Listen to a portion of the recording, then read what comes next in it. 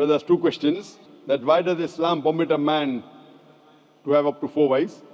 Why does Islam permit a man to have more than one wife? And second question, how can you prove that Jesus Christ, peace be upon him, was not crucified? That Quran is the only religious book on the face of the earth which says marry only one. You read the Bible, you read the Ramayana, you read the Mahabharata, you read the Veda. No religious book on the face of the earth says marry only one besides the Quran. If you read Ramayana, the Hindu scriptures, the father of Sri Ram, he had more than one wife.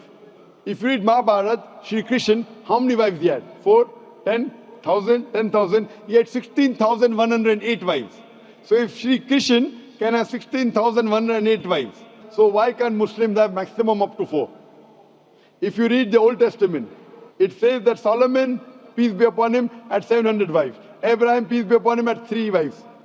So Old Testament tells you can marry as many wives as you want. Same as the New Testament says that you should follow Old Testament. So in Hinduism, in Christianity, in Judaism, you can marry as many as you want. It is later on that the church put a restriction that Christians should marry only one. It is later on, Rabbi Ben Shimon Yehuda passed a sign out and say that Jews should marry only one. Otherwise, previously, they used to marry as many as they wished.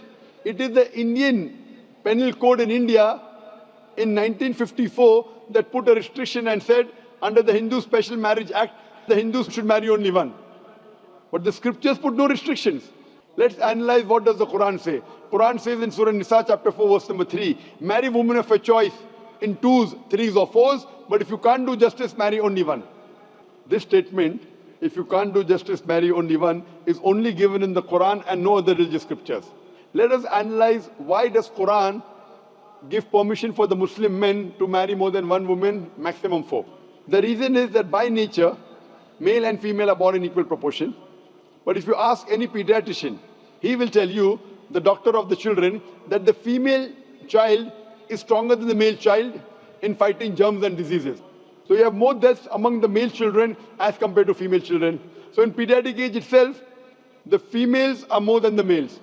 As life goes on, there is death due to wars, due to alcoholism, due to drug addiction, due to accident. In all these cases, more men are dying as compared to females. So today in the world, there are more females as compared to males. In few countries, like India and China, the female population is less than the male population because of female feticide and female infanticide. In India, according to a BBC report, every day more than 1,000 fetuses are being aborted after they are identified as females. If you multiply this figure by 365, you get a total of more than 1 million fetuses are being aborted every year in India after they are identified that they are females. According to the Tamil Nadu government hospital report, out of 10 females born alive, 4 are put to death. If you stop this evil practice of female feticide and female infanticide in India, even in India, the female population will become more than the male population. Even in China, if you stop this evil practice, the female population will become more than the male population.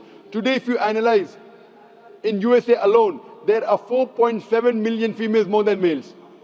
In UK alone, there are 1.2 million females more than males. In Germany alone, there are 1.6 million females more than males. In Russia alone, there are 10.6 million females more than males. And God alone knows that how many females are more than males throughout the world.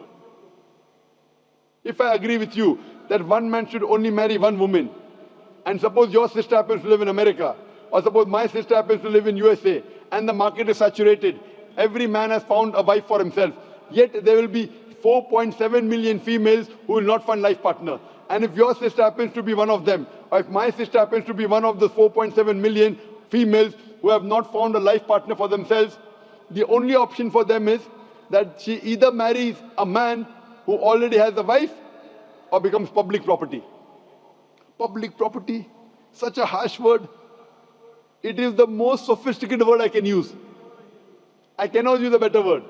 You know, in America, today the statistics tell us, on average, a man has 8 different sexual partners before he settles down with one.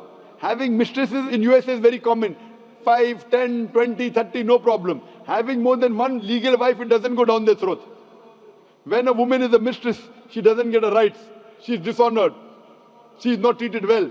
In Islam, when a woman becomes the second wife, she gets her honor, she gets her right, she's treated well.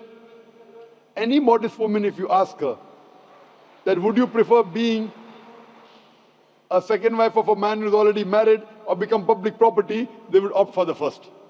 So Islam has given permission for some men to have more than one wife to protect the modesty of the woman.